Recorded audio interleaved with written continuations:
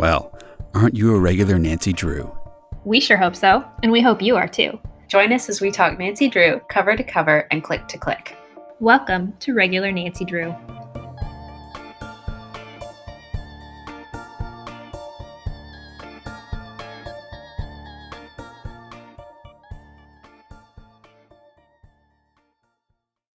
Hello, Regular Drews.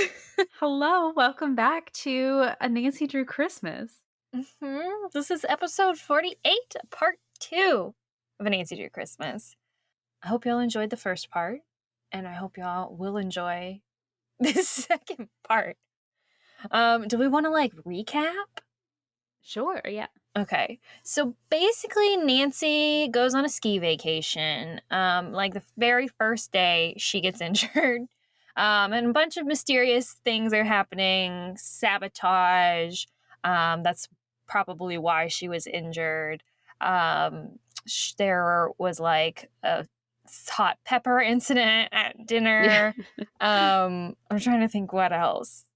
There's weird oil pipeline controversy happening. Politicians rooms keep getting broken into. Yeah, rooms are getting broken into.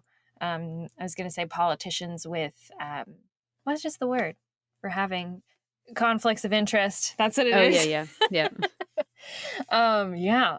The Hardy Boys. Frank has been arrested and carted away, and we've teamed up with Joe Hardy. Mm-hmm. There is a journalist who potentially could be responsible for accidents in order to drum up or make an interesting article for herself. Trying to hit our suspects, Chef K has been acting super suspicious. Maybe she's sabotaging her own restaurant for some reason. Trying to think who else is a suspect. Oh, of course, Grant or Archie potentially could be suspects. The lodge's owners. Grant is the politician. Archie is, I guess, just a rich dude. Investor or whatever. And then as we Dinosaur left Bosley. Oh, yeah. Brontosaurus Bosley came to the restaurant right before it was sabotaged and told everyone that they'd be sorry for kicking him out. Nancy's on bed rest currently, and kind of always disobeying doctor's orders. So I'm wheeling herself around in a wheelchair. And right when we left off, she was just, doing some binocular snooping in her room a la Rear Window, as she has been doing. And she saw Chef K sneaking around outside holding a knife. And that's where we left off. Do we want to do 3 words or 3 small phrases for the end of it? I think, I was about to ask you the same question. I think last time we decided we would save some of our words for this time. Chainsaws? Can that be one of them? Yes, absolutely. Chainsaws. Or just, deadly weapons, maybe. Like blades, particularly. No, well, there's also guns, so just deadly weapons. Deadly weapons, just everywhere. Just every page, deadly weapon. Secret passageways? Oh, God, yes. Yeah, deadly weapons, secret passageways. And I want to say gold treasure, but it's actually not because it's never really talked about until except for once and then again at the end. Mm-hmm. So not that, the opposite of that. Massive letdown. Yeah. And I guess maybe just who the F? Can it be that? Yeah. Because the amount of times we're it's this person, no, it's this person, no, it's that person, is everyone's in on it together. Intense. So deadly weapons. Sorry, what did you say, Corey? Oh, secret passageways. Secret passageways. And then, who the F is the culprit? Yeah. Those are the 3 words. Perfect. Excellent. Oh. Okay, Corey, do you want to start us off where we left off? Yes, I can do that. All right. So again, she's just seen Chef K sneak off and she waits for her to come back, but she never does. So Nancy just falls asleep. And the next morning, she calls Liz and Brady. From Liz's knowledge from all of her skiing friends, she is able to jerry rig some cross country skis for Nancy's chair so that they can go out in the snow to investigate where Chef K went. They decide to follow the tracks of where she was coming from, and they realize that it's just like her mini greenhouse that she had set up. We just see like the cold frames and the garden beds where she had set up her area for her produce for the kitchen. And now she's like, oh, duh, that knife that she had was just a pruning knife. She was just coming out here to like check on her vegetables or whatever. Oh my gosh. And they're like, all right, well, let's follow the tracks back to the other direction to see where she was headed. And they find just like a dead end, like the tracks just like lead up to a wall, just a dead end into the side of the building. She was taken. I know. Raptured. Oh gosh. That's where this book is going. Yeah. It really is a Nancy Drew Christmas. Was left behind, Nancy Drew. Oh no, they do start making jokes though about her being a ghost and having disappeared through the wall, and suddenly a trap, like a bear trap, springs shut on Liz's ski pole. They realize it's this like old-fashioned trap that someone had actually filed the teeth down on. So it doesn't like it wouldn't have seriously hurt someone, but it could still like it broke Liz's ski pole in half, so it could definitely still cause some major damage. Even if it doesn't entirely, take off your leg still. So it would like break your ankle, but it just like wouldn't take your foot off. Right. Basically. Yeah. Yikes. It's horrifying. So, yeah, terrifying that someone has left this there for us. And her Chef K's tracks go just to the right of where that trap was. So did she just happen to avoid it just by chance? Or did she know that it was there? Or did she leave it there? Right. Who knows? And as they're, standing there thinking about what is going on with this bear trap, they hear this creaky moan behind them, and a huge hidden door in the wall cracks open. Oh my God. Here we go. This is, honestly, just like peak Nancy Drew. Mm-hmm. Hidden door. Is this the first hidden door we encountered in this book? I'm remembering Grey Fox in, so I think it is. In this book, yeah. But it's not the last. Okay, no, it's so not. As the door opens, there stands Chef K, again holding a knife, which I guess is just like her natural state. Like we said earlier, she's just always chef hat and knifing it up. At first, like, she seems kind of like angry that they're standing there. And like she thinks, Nancy even has a moment of like, oh my gosh, she's gonna like attack us with this knife. But then Chef K sees the trap on the ground that has been sprung, and just like all of the color like drains from her face. So she clearly didn't know about this trap, and she now realizes that someone must have set this trap for her. And she's super shaken up about it. So they all go inside. Chef K has them come inside so they can talk about this. Turns out to be a pantry that this door leads to. And the exterior wall is like clearly as old as the lodge, so it's like original. But the interior of this space, of this pantry, has been renovated except for like that wall that also has like some shelves on it, like original shelves. And it only opens from the inside. Chef K says that she thought she was the only one who knew about the entrance. So because it only opens from the inside, she leaves it open a hair when she uses it. Clearly, someone knows that she's been using it because they left that trap there. She also says that this is the secret room that they'd found under the lodge when they were doing the renovating or whatever. They turned it into a pantry. And Chef K found the secret entrance when she was fixing a loose shelf. She says she never uses it during work hours, so none of her staff should know about it, but she doesn't let anyone else but her kitchen staff down here. So either it is an inside job, like someone from her kitchen that has found out about it somehow, or someone has been watching her for a while in order to know that she has been using this. So Chef K basically just, is really grateful to Nancy for her help and like assurances that Nancy is going to find out who is responsible for this. And then Chef K even sends him off with like snacks. which is amazing. So Chef K's kind of done a bit of an about face because I guess she was so freaked out by this bear trap situation. Nancy's like eating sauerkraut out of a jar. It's very weird. Like, it's That's the so snack. delicious. You can't not eat it just by itself out of a jar. Why would Nancy?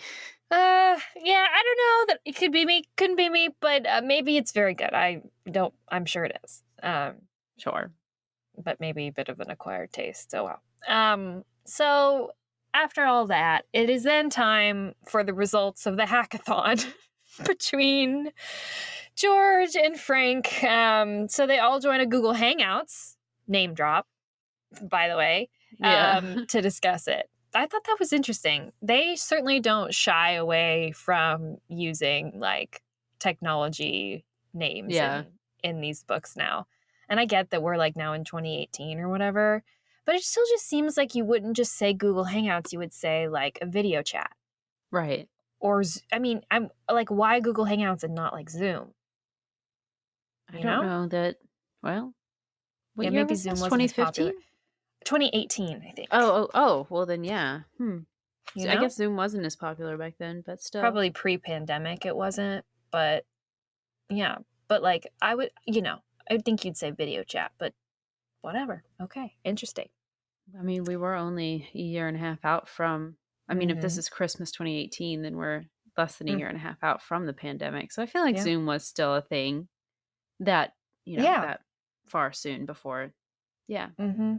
whatever. It doesn't matter. But just interesting. They also mention Instagram occasionally, and they have mentioned Twitter before, and so it's just yeah. I doubt they're getting a payout for mentioning it. Right. Like, Right. So George tells us what she found, and that is that both Dino Bosley, Dinosaur Bosley, and Sheriff Pruitt stand to make money from the pipeline, and we're on the high school football team together. Brontosaurus is also a troublemaker that has been arrested at least 20 times for reckless driving, or from reckless driving to assault to disorderly conduct. But apparently the sheriff keeps letting him off, so seems like either they're really good buddies, or they could even be working together for something, related to this sabotage situation. Or, it could just be, Brontosaurus, but the sheriff could be covering for him. So it seems like Dino has extra reason to be pissed about the restaurant too, because he actually had plans to revamp the restaurant right before Archie and Grant swooped in, bought it, and then, made their own fancy restaurant. So it's possible that that's his motive. Then Frank tells us what he found. He says he he says that they found more dirt on Grant. Harold Crane, who is a businessman with ties to Larry Thorwald. I don't know, did we talk about Larry Thorwald before? I think we must have. He's the one with the 2 hired bodyguards that we right, saw yeah. at the beginning. Right. So Harry Crane made a big contribution to Grant's reelection campaign right before they closed on the deal to the lodge. This doesn't prove anything, but Crane is like knee deep in the oil lobby, which is also why he has ties to Larry Thorwald, which would make him like just a weird contributor to like a pro-environment politician's campaign, right? Right. Also, they found that Archie and Grant's real estate firm bought a big chunk of stock in a manufacturing company for solar panels, which seems like that makes sense, right? But it turns out that this manufacturer of solar panels also is the only manufacturer for rivets to the company building the pipeline. So it's really possible that they are basically like covering their tracks with this whole thing, right? So it's like Right. either way, they stand to win out. None of this really explains everything, though. Like, for example, if, they were behind this sabotage for some reason to try to help this pipeline go through, why was Grant's room broken into? Or all of these places broken into, and by whom? Then Frank agrees that George won the hackathon because they're trying to make Frank and George a thing, and Frank and George are not a thing, but they're trying to make it a thing. And he's all Twitter pated over George's hacking skills or whatever. And oh my god, I can't believe a girl could be so good at this. I just love her so much. Whatever. And then Joe says he's going to keep following Thorwald, but will be careful of his goons, that they learned that their names were Tiny Tony and Tiny Ronnie. And that apparently his goons are known for beating up protesters who get too close to their boss, so he has to keep his distance so that he doesn't get assaulted, I guess. This is just, at this point, I feel like we really go off the rails. You know what I mean? Yeah. And things just really keep going downhill. At this point, things get a little kooky. But, a little bit, yeah. You know. So Nancy is just kind of racked with anxiety over learning that Archie's business interests might have more conflicts of interest than she initially thought. She's decided she's got to go ask him, but she's not really, she's really nervous about accusing him. But so she goes and she tries to word it delicately. But he actually seems genuinely shocked to learn that the solar panel company also supplies the rivets for the pipeline. And he's like, right away, he's like, oh, I will call Grant right now. We'll divest the stock. We will, obviously we'll stop supporting that company. This is absolutely just an oversight. Thank you so much for finding out about this for us. And now we know that we can do better. And Nancy's like, well, oh, okay, great. All right. More simple than I thought this was going to be. Are you sure though that Grant isn't hedging his bets on this pipeline situation of that, he's going to try to win either way? And Archie's like, no, let's give him the benefit of the doubt. We'll just fix this little issue and it'll be over with. Right. He does tell Nancy, though, that the lodge is pretty deep in the hole money-wise from the cost of the renovations. And if the lodge doesn't do well with the reopening, they may have to sell that land that the pipeline is going on to try to recoup their costs. So maybe this deal is a little bit more enticing to Archie than he is letting on to Nancy. Could this possibly be why someone is sabotaging the lodge so that they're forced to sell? Who knows? And if the oil company knew just how precarious the lodge's financial situation was, maybe they would be able to just wait them out rather than having to resort to sabotage. It would just be a matter of time before they had to take that deal to cover their debt anyway. Archie also knows that if they did take the oil deal, they could do a lot of good with the money that they would get from it, that they could put that money back into the community, but he didn't want to be tempted to do that. And that's why he did that surprise announcement at the opening speech that he gave, where even Grant was caught off guard by it. But, he didn't want this to be up to him or anyone else to force them to find another way to do this. Ooh, alrighty. So this obviously creates a very bad situation for Grant politically. Not only would he be seen as, him rejecting this pipeline deal, it would also be seen as taking an aggressive stance against anti-development, which, this not is against a small town. Anti-development. Pro. He would be anti-development. Oh, okay. Yeah. Oh, sorry, I read that wrong. Yeah. So he would be taking an aggressive stance of anti-development in a town that really relies on its tourism dollars. So that probably would not sit very well with the people in town. Mm-hmm. Nancy does then bring up the donation from Harry Crane, the lobbyist, accepting a donation from him while also buying stock for the company that makes the pipeline rivets. Wow. Rivets. Mm-hmm. Whatever. The pipeline rivets, whatever they're called. Yeah. We're going to serve dinner on the pipeline. We got to make trivets for it.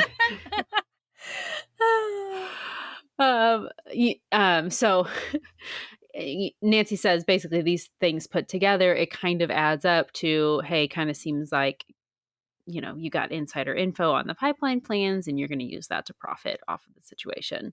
Looking more and more sketchy here. So Grant is currently out doing his politics, but Archie has decided he's going to get to the bottom of this. Nancy tells him, let me talk to Grant as well, see what his side of this is. And Archie's like, absolutely not. Basically tells her to stop investigating entirely, and he leaves. Archie's sus AF. Yeah, this is acting a little much here. But the next morning, Nancy gets up early to watch Liz and Brady because they're gonna like film their skiing in a live stream so the kids can watch, and they start teaching the kids to ski or whatever. It's before anyone else is up though, and Nancy notices that there's another skier already starting down another trail from where Liz and Brady are. Like, there's not supposed to be anybody else out there right now. It's just Liz, Brady filming her, and then the rest of the slopes are supposed to be empty. But from her her viewing situation with the binoculars, she's able to see that someone is out there where they're not supposed to be. Well, not necessarily supposed to be out there. It's really early, but she sees through her binoculars that something is wrong with the trail that this person is starting down. All the markers have been moved from where the normal trail is supposed to be, and it's now created this path that it would like set the skier off to like ski straight off the side of the mountain, basically. Gosh. So Nancy's like just basically sitting there helpless, like watching this about to go down. Yeah, watching someone about to basically die. Right. Very scary. So she radios pretty much everybody for help that she can, including the ski patrol and Liz and Brady. Very luckily, Liz is able to race over and basically like crash into the skier, stopping them like just feet from the ledge. Basically just saving their life. At first, the skier is very angry, but after Liz points out the cliff, the skier removes their helmet, and then we see that it's Chef K. And of course, after she realizes that she would have just died, she's very thankful to Liz. She hugs her, thanks her for saving her life. So, okay. Now we can assume that this isn't an accident, right? Nancy also now realizes that when she had her own accident on the ski slopes, she was taking the place of Chef K. So Chef K was supposed to be the one who was skiing where Nancy was skiing when she had her accident. Okay, so this is like the second skiing trap set specifically for Chef K. Okay. So unfortunately, Brady managed to live stream this whole near accident. And so all of the guests find out about it. Archie also had to like close the slopes for like the entire morning to like, of course, check all the other routes to make sure that everything was safe. And also a big snowstorm is headed to the area. So people are like rushing to get checked out and get flights or whatever to get out of here, because of all of this stuff going on. They're like, this is a bad job. Let's just leave. So this has been, a massive disaster for the lodge. They're going to lose a lot of money from all these issues. After this, Nancy checks in with Chef K and learns basically what happened. So Chef K always takes a sunrise ski down a trail to like clear her head for the day. It's like a standing thing that she does. She does it every morning. But she always checks in with Ski Patrol before she goes, because Ski Patrol will tell her which route that she's cleared to take. So it's like, okay, so Ski Patrol is the only one who knew which route you were going to be on. So Nancy decides that she's going to go track down Marnie, who's on Ski Patrol. She's the one who helped Nancy after she had her accident. And ask and see if she knows everyone who on the Ski Patrol knew which trail Chef K would be on. But first, she decides to stop by the security office because the trails are all live streamed. They have live streams so that like skiers can like check the conditions of the slopes before they get on them. So she's like, maybe we could potentially see who was on that trail earlier if they save any of their recordings. And what do you know they do? Mm-hmm. So they're able to like see the archive footage kind of rewind to before sunrise, where they see a skier with a white coated Ski Patrol jacket and a long braid sabotaging the trail. It is unmistakably Marnie herself. Oh my goodness. Here we go. I know. So this is enough for Archie to call the police and have Marnie arrested. She's being driven away in handcuffs, shouting about, "It wasn't me, it wasn't me." And Nancy expresses to Archie that, "Hey, I really wish you would have let me talk to Marnie before you called the police and had them drag her away. Now I don't even get to know what her side of this story is." And Archie is very adamant again that absolutely not. You should not be investigating this anymore. It's too dangerous now. Blah, blah, blah. Uh, Nancy thinks, though, that even though this evidence was pretty strong, we don't actually see Marnie's face in the video. And if you think about it, what could Marnie's possible motive be? Like, we know the like drama with Chef K and how a lot of people who work with her don't like her, but Marnie doesn't work for Chef K. She's on a completely different team. She's actually the only one who even really seemed to like Chef K, so it doesn't add up at all. So Nancy decides to go talk to Todd, the guy who was fired after Nancy's accident, and just ask him about things. And he says that he's really bummed to hear about Marnie, but he's not surprised because he was sure that someone had intentionally caused Nancy's accident as well. And he's like, oh, you know, because he said he checked Nancy's slope where she was supposed to be skiing, but someone had poured water on it to create ice intentionally afterwards. So he's like, makes sense that it could have been Marnie doing both of these things. Mhm. Later, Nancy decides that she wants to go on a horse-drawn sleigh ride. Nancy, you're supposed to be on bed rest. Yeah. Also, We don't have time for scene that. Is wild.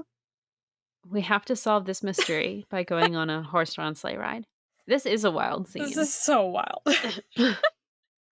So she asks someone to take her on this sleigh ride, and they're like, yeah, we'll have someone come get you in a minute. And who pulls up but our friend Jackie, our friend with the jingle bell boot. Jackie!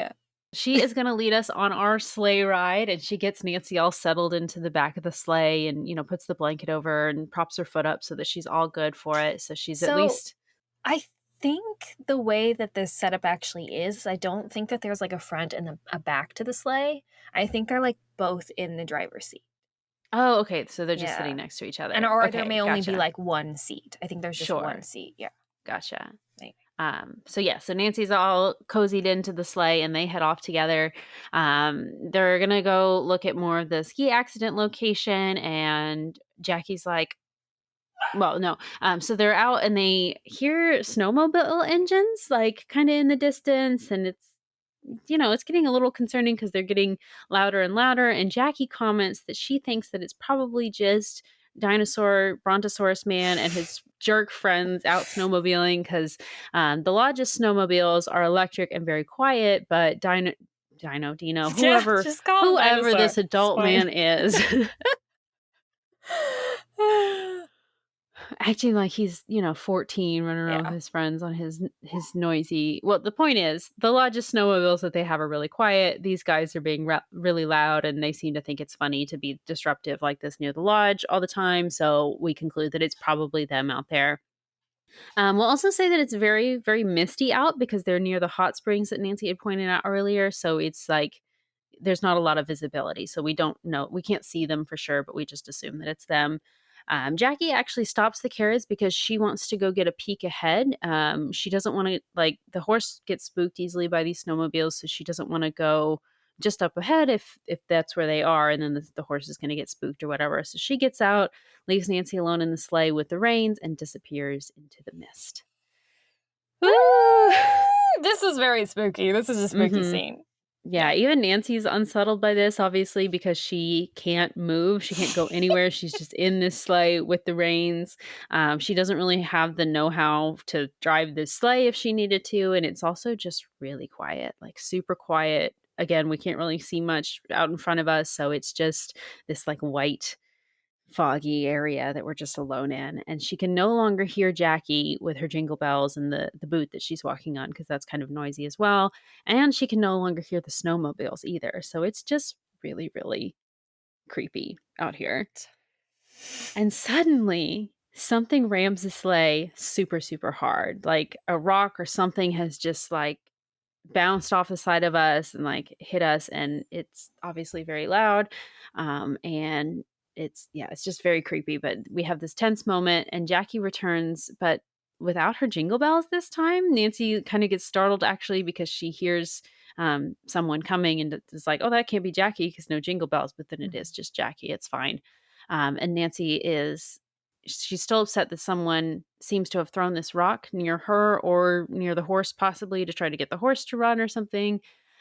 So Jackie walks up and tries to like calm the horse down. And then we hear a snowmobile motor roaring to life behind us.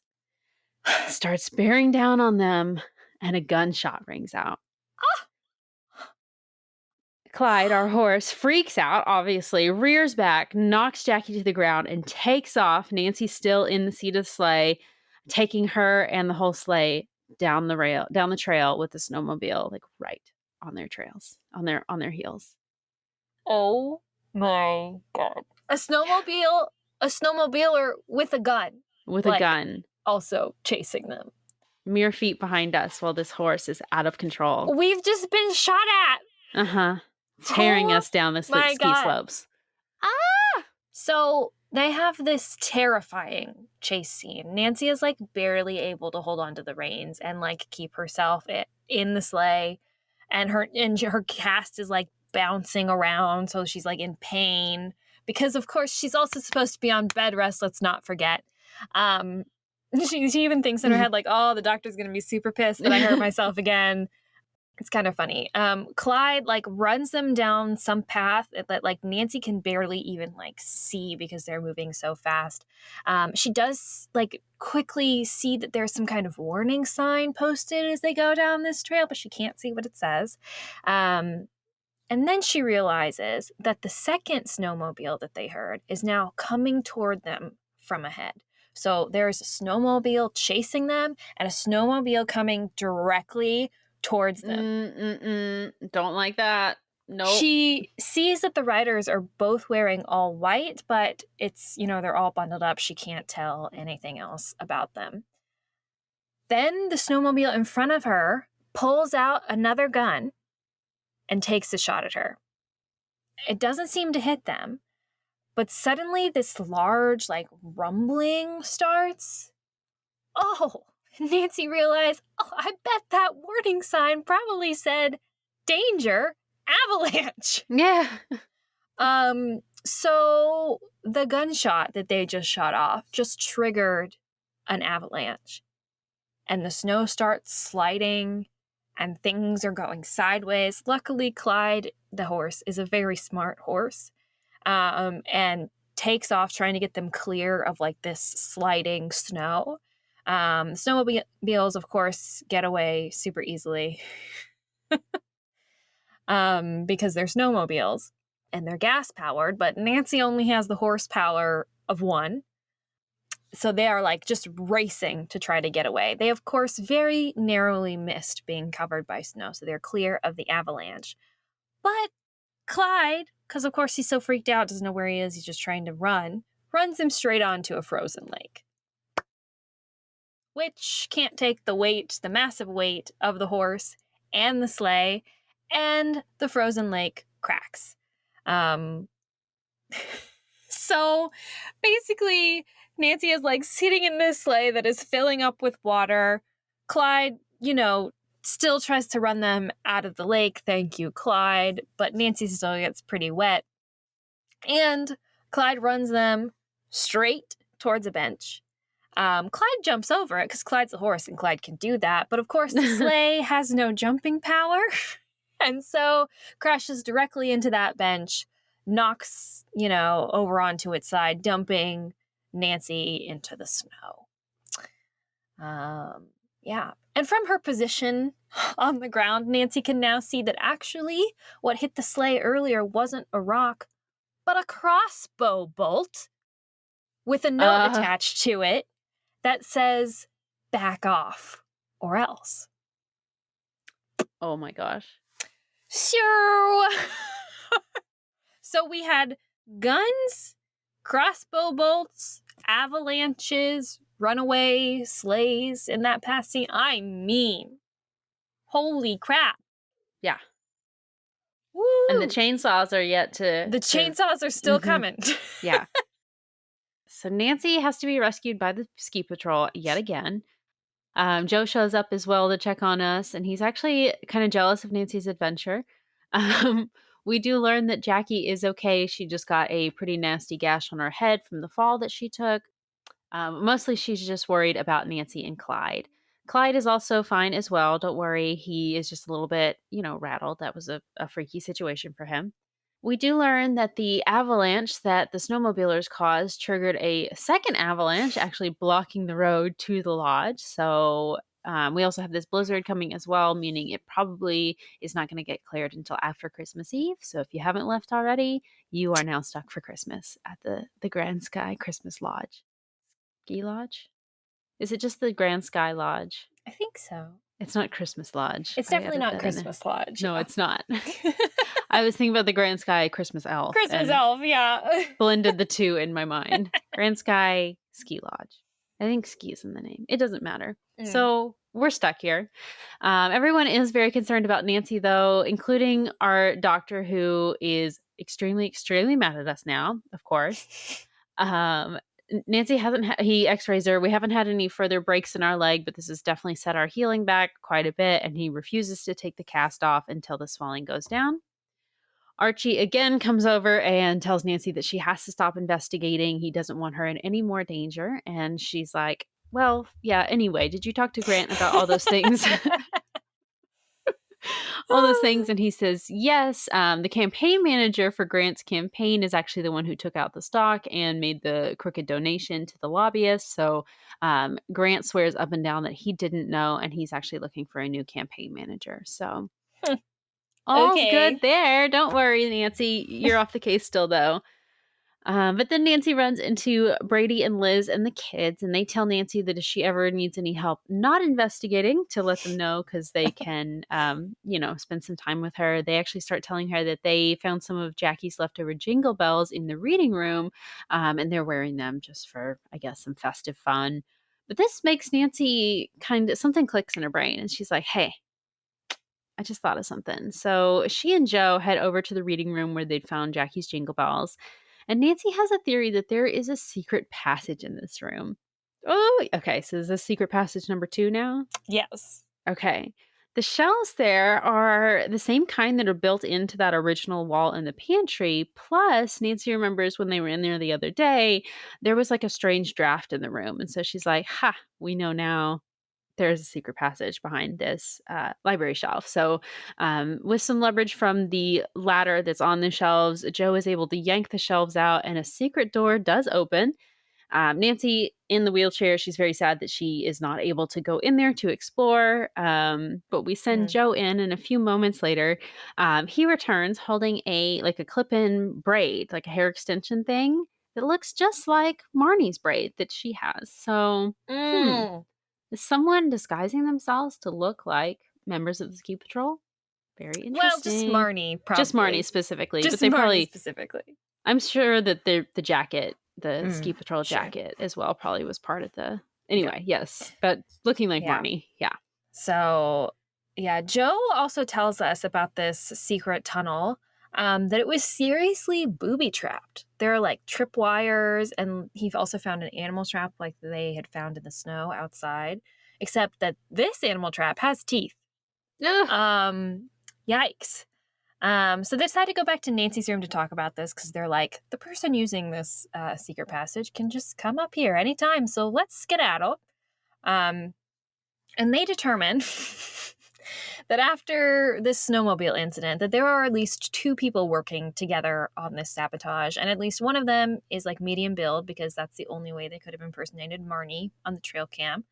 Other than that, they know nothing. They have no information, diddly squat. And now they're trapped at this lodge because of like the storm and the blocked road with, any number of bad guys with guns, by the way, ready to send people off the sides of mountains, with just absolutely no idea who they are. Yep. Excellent. So what they decide to do is they decide to plan a little trap to try to figure out who these people are. So they're going to stick like a note on the inside of the secret passageway that they found, saying, I know what you did, who you are, blah, blah, blah, and basically blackmail them for like gold nuggets. And being like, if you don't give us this many gold nuggets, we're going to tell everybody who you are and what you're up to. Genius. So wise, so smart. And in that note, they're also going to direct them to that hedge maze that Nancy can see out her window. This is just a horrible plan. And in the hedge maze, Joe is going to be hiding to try to identify whoever it is that comes into it. This plan is amazing because best case scenario, they end up with a bunch of gold that they don't know where it came from. Yeah. And worst case scenario, they get murdered. So, This is insanity. Okay. So Nancy does tell Joe that when he is hiding in the hedge maze and whoever comes to not confront these bad guys, just hide and leave in a different way once you know who it is. Because otherwise, remember, they have guns, so they actually, might murder you. Nancy also decides to rig a trap above her doorway with habanero powder to like dump on whoever comes in case anybody tries to like enter her room when she's in there alone. Because also, Nancy is basically a sitting duck in her room all the time because she is unable to like get away quickly. Good grief. So Joe sets everything up and then he gets in place in the maze and then the snowstorm starts. Yep, that's right. It starts, a holy blizzard starts coming down. It's so hard and fast that Nancy basically can't even really see the hedge maze. And then thunder snow. It starts, thundering outside in the snow. So Nancy is like, okay, this is too dangerous. We can't do this. She is like, just about to radio Joe and tell him, hey, let's call it off, come out. And then the power to the lodge goes out. Everything goes dark, except for some emergency lights. And the hedge maze now is just completely black. Nancy cannot see anything inside of it. So she, but then, that's right. Nancy sees two headlights. And she realizes, because of the way that they're moving, it's the snowmobiles from earlier. They stop, the headlights turn off, everything goes black again. But then a flash of lightning illuminates their silhouettes, and Nancy sees two hulking figures carrying chainsaws. Nope. No, thank you. Bye. Oh, no. This is some horror movie shit, okay? She realizes that what they're trying to do is they're just gonna cut straight through the hedge maze. They're just gonna cut through it to find whoever might be in there. So Nancy at this point is like, Joe, over, Joe. But her radio is now not working. Something wrong with the frequency. It's just static, whatever. We don't know. So she tries to call a cell phone, but she doesn't have cell service because of the storm. So she opens her window and screams at Joe through the blizzard to run. But then suddenly, a snarling voice from behind her tells her to shut up and sit back down. And she realizes that there is a person in a ski mask standing behind her. It looks like they must have come out of a hidden door in her breakfast nook, which she realizes, I didn't think to look in my own room for a secret passage. So much Nancy. For her door booby trap. That's just absolutely ineffectual now. And the person standing there in the ski mask is also holding an axe. Fantastic. Cool. Great. Oh my gosh. Yeah. So our intruder slams their axe down into the table and barks at Nancy again to sit down and shut up. And Nancy's like, okay, fine. I will sit down. But just so you know, I'm only sitting down because my ankle hurts and not because you told me I have to. Oh my God. Nancy! So What an idiot. Nancy, Nancy's like, okay, who is this voice? Like they're speaking a little bit differently than they normally do. So it's it's taking me a little bit of time to place their voice, but I know this voice. Like, who is this? Who is this person? And she finally realizes that it is Jackie. My God, this is So such an Jackie's- idiot. I know. The Jingle Bells were in the library, reading room, or whatever. Like you know that. And you just like, I wonder who could have been in here. Ah! Yeah. So Jackie takes a ski mask off once Nancy guesses that it's her, and she congratulates Nancy on her performance. Sorry.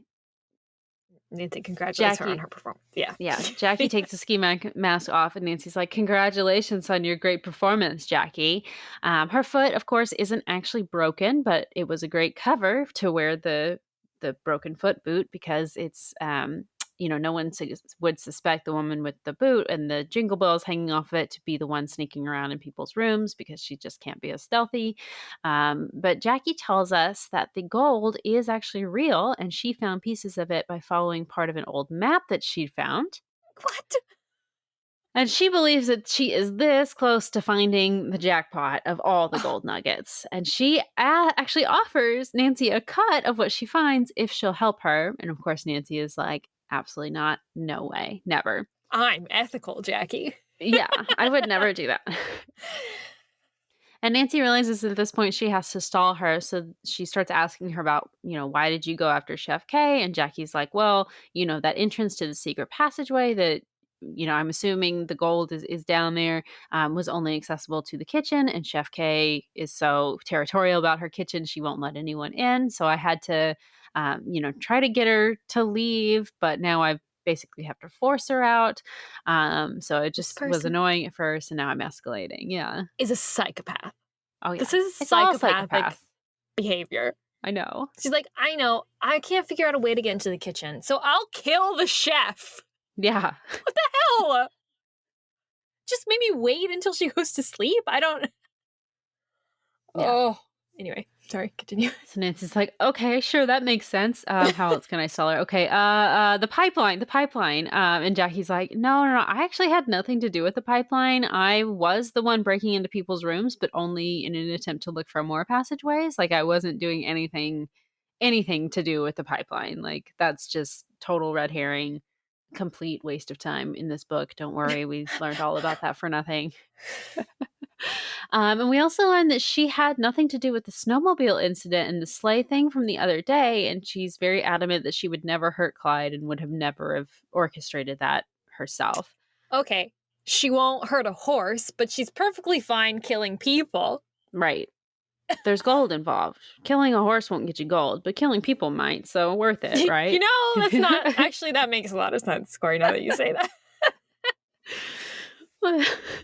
But Nancy is like, okay, well, wait, if you're not in on the motorcycle thing, then what are those guys doing out there? Yeah. You said motorcycle. Did I say motorcycle? Oh, sorry. It's okay. So, I don't know what's going on today. Sorry. Okay. So Nancy's like, well, wait a minute. If you weren't in on the snowmobile guy thing, then who are those guys outside, like, about to kill Joe with their chainsaws? And Jackie's like, I don't know. I guess the guy that she'd left Nancy's note for called them. So going back a little bit, the note that Joe and Nancy had left in the secret passageway that's like, we know what you did. She realizes that Nancy actually didn't know who she was. Otherwise, she's like, you would have addressed this note to me directly rather than trying to set this trap. It was obviously a trap. So I decided to leave it for someone else, so that they're the ones that show up in the maze. And then she's essentially framing whoever she chooses to show up. And so Nancy would think that it was them responsible for the sabotage. Only she realized later that Nancy would realize that it was her because of her jingle bells that she keeps dropping everywhere and the ones that she left in the reading room. So while Joe is being chased by these guys with the chainsaws sent by whatever mystery fall guy Jackie chooses, she realized she needs to come here to get Nancy out of the way as well. So this is so convoluted. I know. Yeah, it gets worse. Don't worry. She starts stalking towards Nancy with her axe that she picks up off the table again. when Doc Sherman opens the front door. Only he is not here to help Nancy. Jackie turns to him and says, "It's about time you showed up. Help me get her into the passageway." Oh my god. Oh my god. Oh my god. So they're in on it together. And Nancy like makes a comment about like, how can you be a doctor? You took a code, of Yeah. of ethics to be a doctor to like not cause bodily harm, and you're literally doing exactly that, right? Mm-hmm. Okay, Nancy. And he apologizes. He's like, "Yeah, I'm sorry." Um and Jackie is like, quit gabbing or whatever and get Nancy into the passageway. And he says, "Sorry, sweetie, this has gone too far."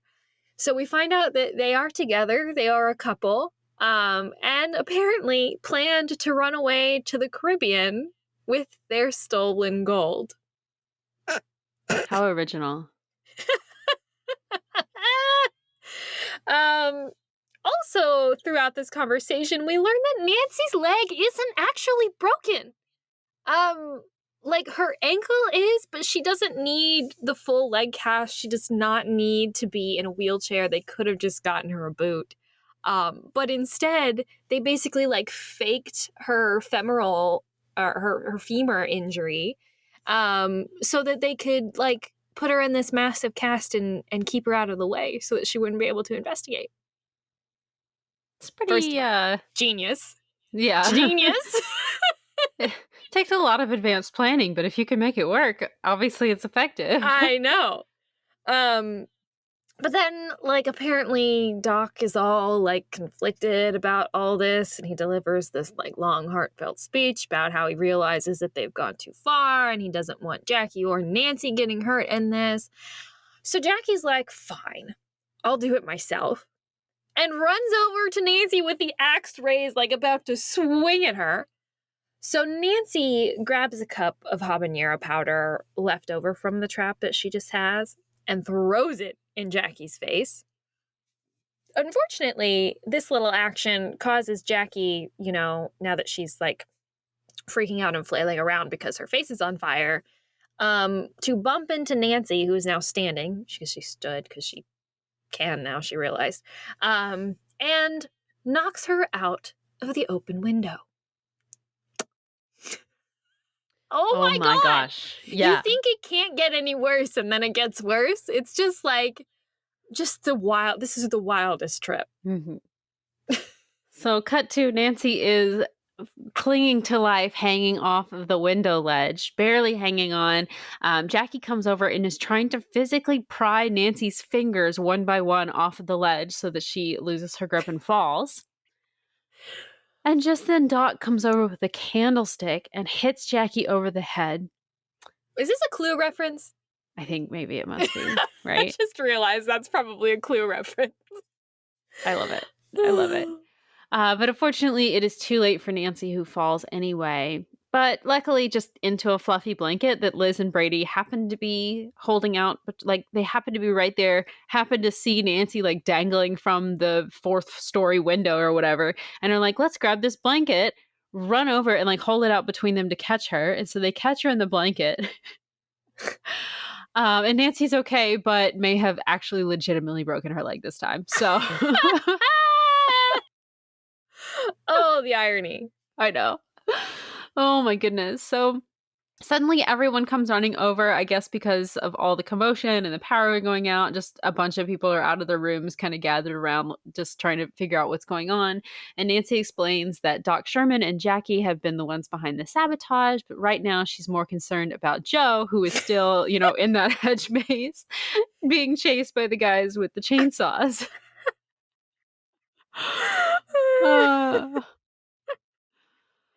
So she starts looking around in the crowd that has gathered around her, which includes pretty much everyone, including Archie and Henry and Chef K. And she realizes that the only person she doesn't see is Grant.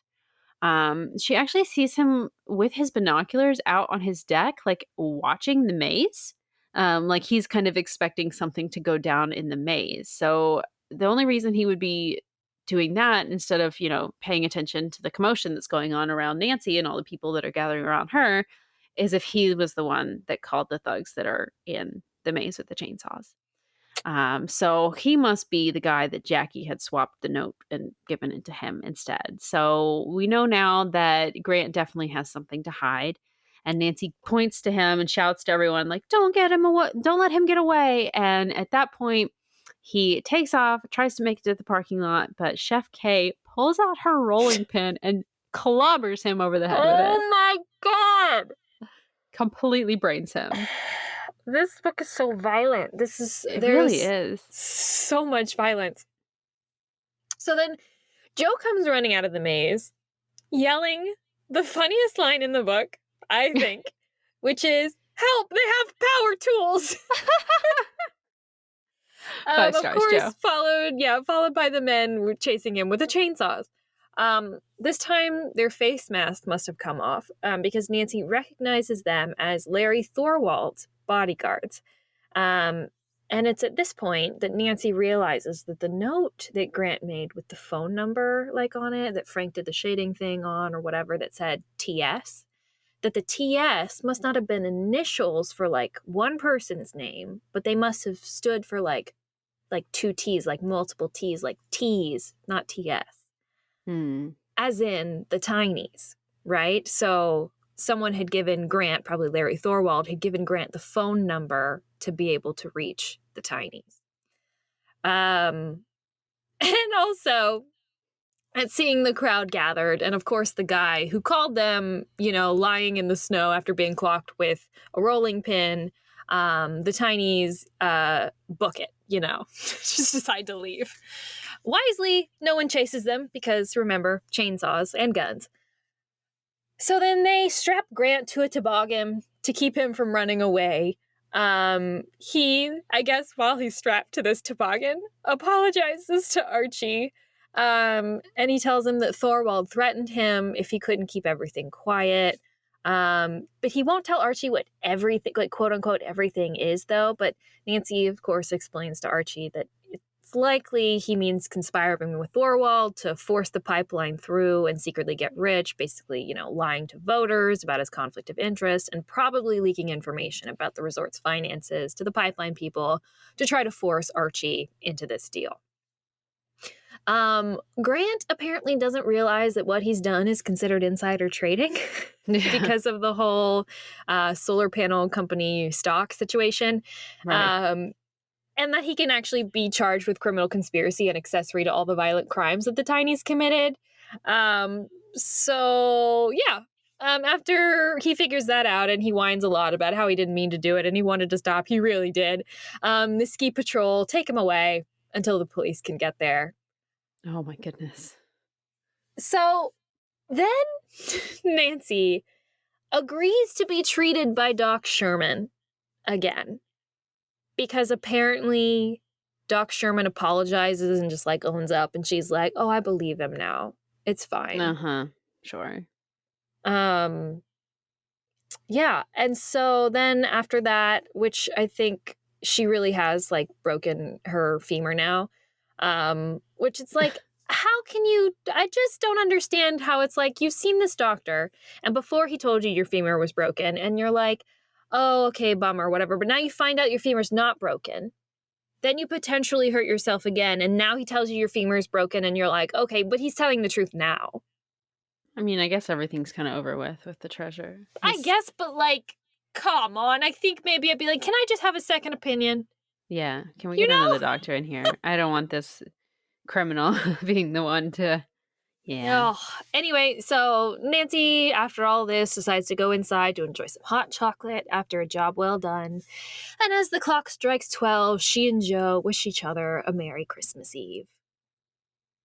Aw. You just want to wrap it up? Sure. Okay, so at the end, Archie surprises Nancy with first-class plane tickets to join her, for her friends to join her at the lodge for Christmas.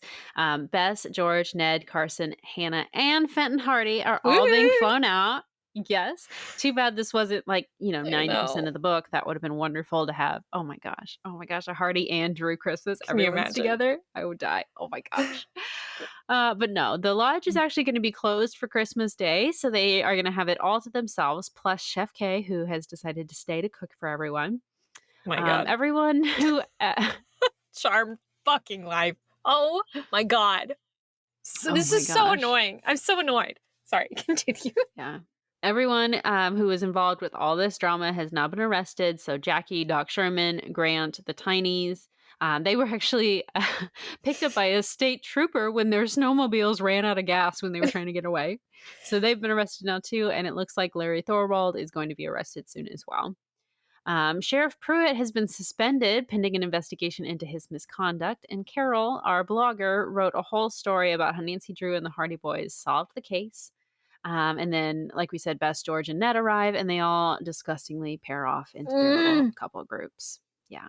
It's supposed to be cute, but it's not cute. It's not cute. No, not cute at all. But they they decide that they are going to go down into the kitchen to search for that gold after all. Sure enough, there is another secret passageway down there that at first Number looks 4. like... Yeah, secret passageway number 4. At first, it looks like it hasn't been used in like over 100 years, but then they see footprints down there. They follow them to a massive chest, open it up, and see a flash of gold. But it's just one piece of a gold nugget and a note.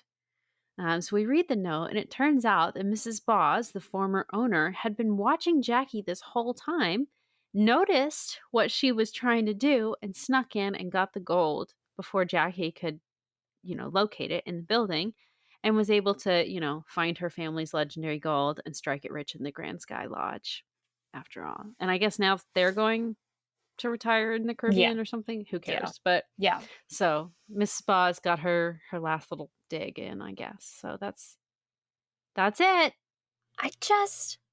Okay. Happy holidays, everyone. This is very fun, very festive, very crazy. But I just have some questions. Yeah. Okay, so if Mrs. Boz was able to get into the kitchen and in through the secret passageway to get to the gold before Jackie could, how? How Why? does she not run into the same issues with Chef K and the staff as anyone Then- else did? Why wasn't Jackie able to get down there? I just don't understand fundamentally the motive. Because it is wild enough that there is actually hidden gold here that Right. Jackie actually thinks is real. But the fact that she thinks that in order to be able to claim this, hidden gold and be able to run away to the Caribbean with her lover, is that she needs to murder Chef Right. K? Also Nancy? Like, why can't she just do it when Chef K is sleeping? Like, she has to sleep. I just don't understand. She knows where the secret door is. So, and she knows that Chef K uses it. So if once you see Chef K leave through the door, go in through the door and like shut it so that it shuts behind Chef K. And maybe she might be, did someone shut this? But it doesn't matter because she has to go all the way around. So Clearly, that's what Mrs. Boss did. If she's the one that snuck in, she just waited. just wait. Just wait 5 minutes. Instead, she sets up ski accidents. It's like a bear trap. Like, what? Crazy. Insane. Way over the top. That's insane. That's insanity. And it takes us how many pages to get to that? It takes us 341 pages to do that? There was so much.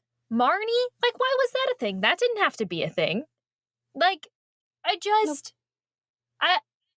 And the kid, the Grand Sky Christmas elf, that didn't have to be a thing. Oh, yeah. That was so random. And all of the pipeline stuff. I mean, while I appreciate a certain level of realism, I think we talked a little bit about this in the first episode, it's just we didn't need so much detail about the politics of this situation. You know what I mean? I don't know, maybe some people find that interesting or whatever, but the the entire like spiel about like Grant and like his conflict of interest and like the, you know, the lodge's finances, and it's just like so much that it's like you could have just made that much simpler. And there was like also Larry Thorwald and also Harry Crane. And it's like, why are there so many people involved in this? Like, we don't need to know about that. You know what I mean? You could have cut 50% of this book away and it would have been so much more cogent. Like, it seems like they just put all of the gas pipeline and stuff in there because they're like, Jackie needs a scapegoat. So let's give her someone to pin it on. So let's work backwards here. What would he be feeling guilty enough about to get a note and be like, oh, we know what you did. Oh, no, they know what I did. And then just have this scene set up where Joe's in a lot of danger. It was just to heighten that one Now, specific scene's drama. I definitely think it was a great scene.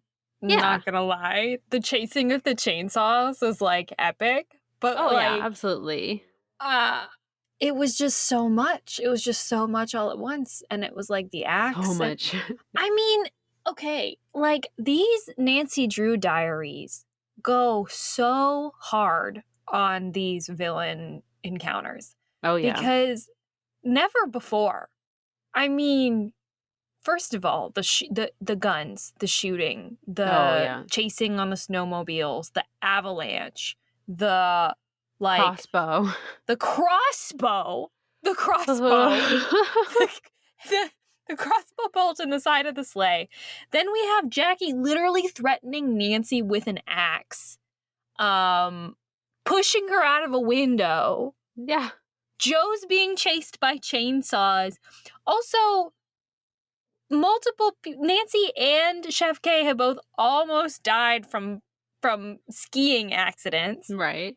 The bear traps, Corey. Like candlestick clobbering. Like, this is so intense. It's a lot. Yeah. I mean, wow. Like, I was not expecting that in like a holiday book. You know what I mean? No. I was not expecting that at all.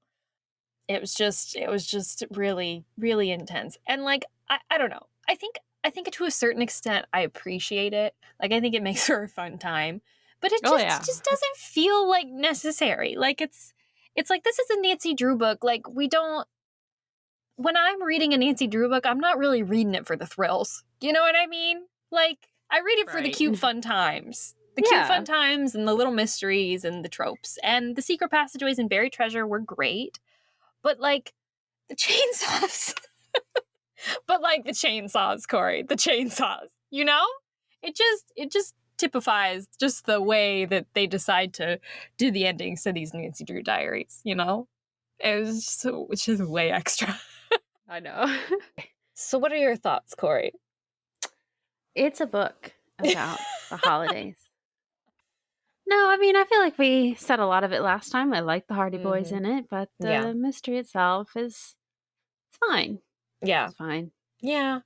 Yeah. It's not, just overwrought and unnecessary. Yeah.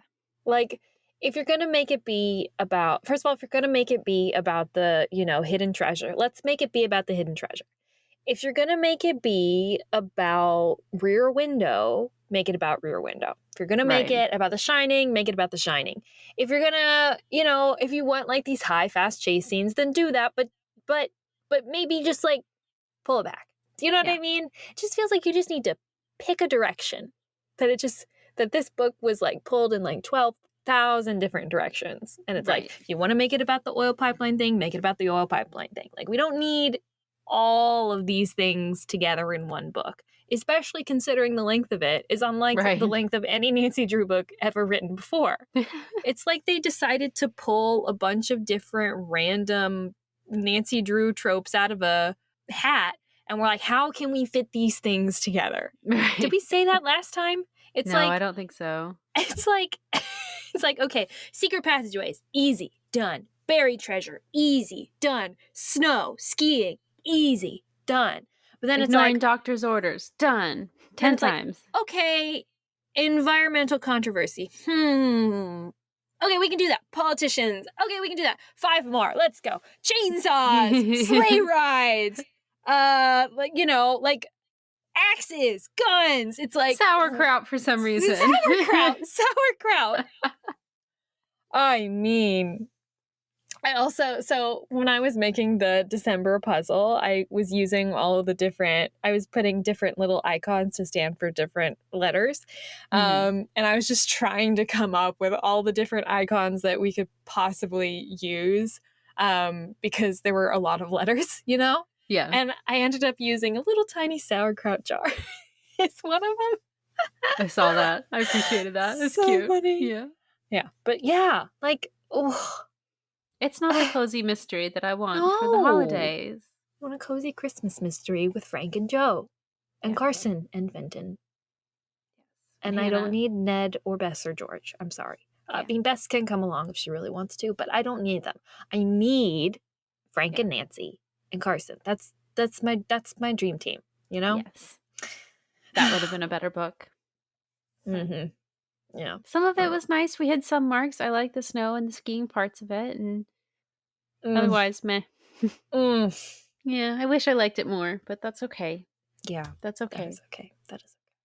Overall, I think when you stack it up next to books from other series, it was still more fun, ultimately. Like, I wasn't tearing my hair out or anything when I was reading it. I wasn't frustrated. I was just like, a little bit like, okay, what's going on here? Yeah. You know? It wasn't a girl detective. I mean, it was solid, but yeah. What do you think this compares to last year's Nutcracker Ballet mystery? I liked the Nutcracker Ballet mystery more. Me too, yeah. I definitely did. Yeah. Yeah. And there was good chase scenes in that, and we still had, you know. It was still we pretty... had our heightened drama. It was great. Yeah. I agree. But it was just so much more cohesive. Yes, absolutely. It made sense why we were racing around in the snow. Yeah. As opposed to Nancy just decides to... It was also set in River Heights, you know? Yeah, that's true. That's true. I think that was the biggest difference, probably, is the setting. And while I perfectly appreciate a snowy ski lodge, we certainly have a history of, you know, solving mysteries and ski lodges for some reason in the Nancy Drew universe. I just think they just added so much on top of it. Like, the ski lodge can be its own thing. Like, let's just let let's let it be about skiing. Yeah. And if you want to do the restaurant stuff, that makes sense because that's a part of the ski lodge. But, like, the pipeline stuff was just too much. And the buried treasure stuff was just too much. You know what I mean? Yeah. Like, but then I guess they run into the situation where it's like, but then it's just another sabotage story. And it's like, yeah, well, it's still just another sabotage story. Yeah. With just a lot of these mysteries are that way. Conflicting information. That's the one critique that I think I have to have for these Nancy Drew diaries at this point, is we really can't write another story than sabotage. That's really what it seems like. Every single one of the stories has been sabotage, and I'm just tired of it. Like, can we do a kidnapping? Let's do a kidnapping. Or, you know, a burglary or like a heist. Ooh, you know? that'd be that fun, would be interesting, wouldn't it? Are we just picking the wrong ones? Like, maybe. Is every third one a sabotage, and that's what we've been choosing? I was saying, oh, well, the Ghost of Grey Fox is like almost a haunting, but then that just ended up being sabotage as well. The wedding. So, yeah. Nope. Yeah, let's get a haunting or a heist. That'd be so much better. Oh my gosh, a true haunting. That would be excellent. A true haunting. Yeah. I mean, not like true as in like there is an actual ghost. Like, I want Nancy to be able to solve it. Although I don't mind if there is some ambiguity to it. But, you know, I mean like a classic haunting. Not a haunting where it's very clear that something else is going on. Like, just a ghostly figure is what I want. Yeah. You know? But not the ghost stories. Right. Because those are bad. Those are truly bad. So, yeah. Alas. So, anything else you want to say about this one, Corey? Just a very quick note. When we are in the reading room in the library looking around at the shelves, Nancy happens to notice that one of the books is a Tom Swift book, which was also a series published by the Syndicate. Yeah. So another kind of, you know, interesting thing with the Hardy Boys, because if you remember when we were doing the files, was it Smile and Say Murder, where they're at the magazine and the guy has the Hardy Boys books, and they talk about how much they Yes. love mysteries and everything. That's interesting how in that universe, the Hardy Boys were just another book series that Nancy was familiar with. And in Well- this, they're real life figures, but Tom Swift is just a book series that Nancy's familiar with. Well, you it's know? weird too because in the files also, like there are also super mysteries that are like kind of set in the files universe. Right. Well, yeah, So that it's like adds they're another also layer a book to it. series, and Nancy actually knows them in real life. So what? Right. Yeah. But yeah, So yeah, that makes it interesting. So I had to make a note of that when I saw Tom Swift. I was like, yes, Yeah. thank you. We love a Syndicate reference. Awesome. good eye because I missed that one. Yeah, It was very, very brief, but she's like, what if I pull on this Tom Swift book? And oh, that did it. That opened the passageway. Awesome. Great. very cute. I really appreciate the meta is the word I was Yeah. trying to say. All the layers that they put and the references that they put in these books. I think it just makes for a really fun experience when you read it. Absolutely. Because Yeah. especially at this point, like the series is super established, and as like that fans are reading it, and not everybody's gonna necessarily pick up on that, but when they do, it's just so rewarding to read. Absolutely. It's like, oh, yeah. we get it. We all get it. Yes. We're all here together. Yes. Yeah. Thank you. Okay. For putting that in for the fans. Yes. Love it. So flashlight score, Corey. What would you give it? I think I gave the last one a 3. I don't know if I want to do less or just make it also a 3. I don't know. I'll say 3. I'll say 3. That's Yeah, very what about generous of you. I mean, I think the highest I could go is 2.5. Okay, that's fair. And it always gets so hard when you like consider like, well, what else have I ranked as 2 stars? Yeah, fair enough. But I can't, I don't know. I just, at this point, it's just not that great. It was fun, I guess. Yeah, 2.75. I'll give it 2.75. That's the highest I'll give it. But that's fair. yeah. I feel like well. it is fair to give the first half a higher score than the second, because by Yeah, the second half, you're definitely. like, geez, I'm already on a second book basically at this point with the page count that let's get this over with. Let's Who done wrap it up. Come on. Wrap it up, y'all. Throw your Definitely. habanero powder and let's be on our way. Like, come on. Also, I was really that was one thing I was confused about. Nancy had set up this whole situation for this habanero pepper to fall when somebody walked into the room. Mhm. And of course, Jackie came in through the secret passageway, but Doc Sherman came in through the front door. Why didn't it fall on Doc Sherman? I think they said that one, he somehow knew to step around or stepped aside so that he didn't have it fall on him. And also, I think that there was some sort of rope situation that Nancy would have had to Nancy had to also pull at the same Nancy had to time. pull. That's I probably want to right. say that's what it was. And because she was distracted, obviously she didn't even hear him Jackie, come in. yeah. So, yeah, that's my guess. But you're right. It didn't track very well because why would, anyway. Yeah. Oh, well. I just wanted to see some kind of successful payoff for Nancy at the end. Yeah. But it was really just like, you made a horrible plan and everything went wrong as it should have because it was a horrible plan. So, Right. Anyway, And you're lucky that they happened to get the blanket and stretch it out under you so your fall was soft. I feel like that wouldn't work very well. Like you would just tear through that blanket, you know? Well, I think even if you do, it's like it still has broken your fall somewhat. So it's Fair like you enough. don't hit the ground as hard. True. Yeah. Or the And snow, people I guess. legitimately do that. That's a legitimate way to like Okay. save people from like jumping off of buildings and stuff. You're They right. saved It's a better than cat nothing. that Aw. way. Aww. The cat was up like 8 stories or something and was Oh, like baby. hanging on and slipping, and they stretched out a blanket and caught it, and it was totally Oh. fine. Oh, good. Anyway. Oh, I must have been so scared. Oh, poor kitty. I know. Oh. Anyway. Yeah. Yeah. So well, next should we time. our next one. Go Yes. ahead. Next time, we are actually going to be reading the book directly after this, which is one that our patrons voted on, which is going to be Nancy Drew Diaries number 17, Famous Mistakes. Yes. This is an art museum, Corey, on the cover. It is, but okay, so I probably need to start back reading it again because I started it a while ago and I only got about halfway through, but it's about like a podcaster and a comedian. Oh. Well, not sort of. Ned has a podcast in this one. Of course, Ned is a podcast bro. As someone who has a podcast, I can say that. Yes. Of course he has a podcast. Ned totally has a podcast. Oh my gosh, that's hilarious.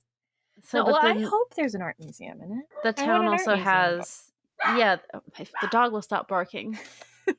The town has built this like arts complex, so they've got a performance space for where the stand-up comedian who Ned is interviewing him for the podcast is going to perform, and then they also have this art museum. So far, Okay. we haven't spent a lot of time in there as of where have read to as of yet, but hopefully we will, because I mean it's on the cover. I want a good portion of this to be in the art Sneaking museum. around a dark art museum. Yeah, exactly.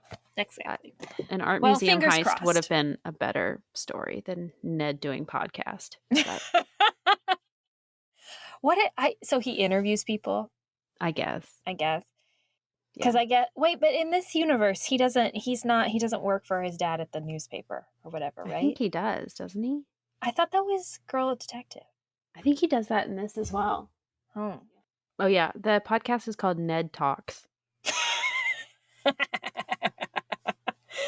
Man, it's like hold on, what did they call it in this? Top Chop Challenge.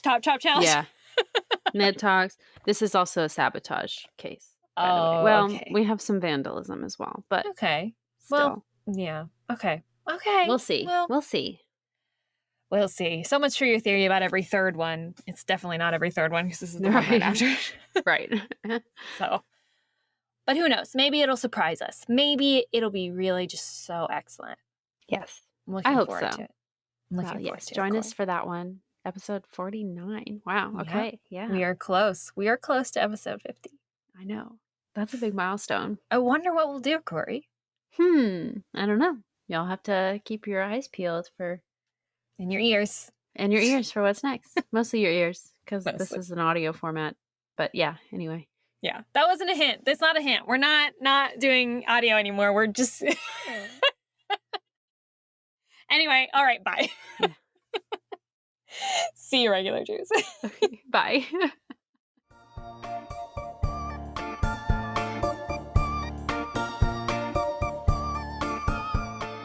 Thank you for listening to Regular Nancy Drew.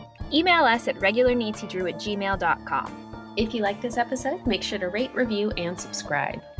You can also follow us on Instagram at Regular Nancy Drew and Twitter at RegularND.